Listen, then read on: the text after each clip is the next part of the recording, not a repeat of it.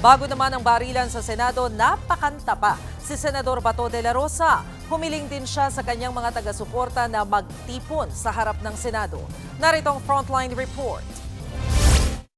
Ako po'y nananawagan sa inyo. Sana tulungan niyo ako. Huwag po tayong papayag na another Pilipino ay dadalhin sa dahig. Pangalawa, kay Pangulong Duterte. Ako po'y nananawagan sa inyo na sana pumunta kayo dito, tulungan niyo kami, mag-vigil tayo dito sa harapan ng Senado. Sa kanyang mga taga-suporta na nagpapasaklolo, si Senator Bato de la Rosa. Nanawagan siya sa kanyang Facebook Live na mapigilan ang pag-aresto sa kanya ng International Criminal Court. Bago yan, napakanta pa namin si Bato ng PMA hymn. Only to righteous way, those solid ranks of gray, thy virtues to display, Academy, oh hail to thee. When bells for us are rung, and our last stops is sung, let generation see our country free. Bukod dyan, may panawagan din kanina si Bato sa mga kapwa taga-PMA.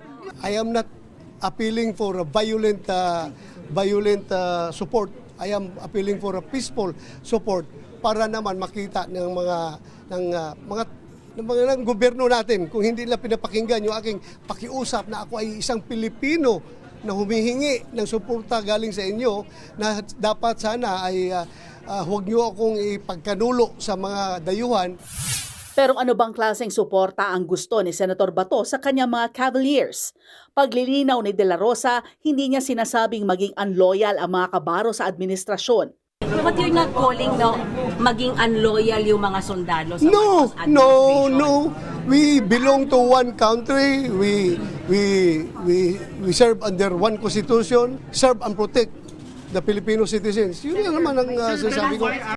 Giit pa ni Bato, kahit kaalyado siya ng mga Duterte, Pilipino pa rin naman siya, kaya kay Pangulong Bongbong Marcos pa rin anya ang takbo niya.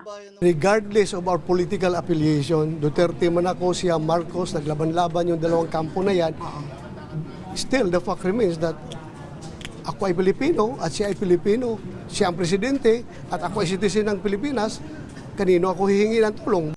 Sa pahayag naman ni Palace Press Officer Undersecretary Claire Castro, sinabi nitong patas at sumusunod sa batas ang Administrasyong Marcos. Hindi rin daw karahasan ang pinaiiral nila. Giit pa ni Castro, kahit anong kulay ng isang tao o partido, dapat daw manatiling interes ng taong bayan ang unahin. Sa ngayon, idinagdag na si Senador Bato sa mga wanted list ng ICC. Kasunod yan ang pagsasapubliko ng Rome Statute sa arrest warrant nila laban kay De La Rosa. Itinuturing siyang kasabwat ni Duterte sa crimes against humanity na may kaugnayan sa war on drugs. Pero sa kabila niyan, naninindigan si Bato na hindi niya pinagsisisihan ang pagpapatupad ng gera kontra droga. No.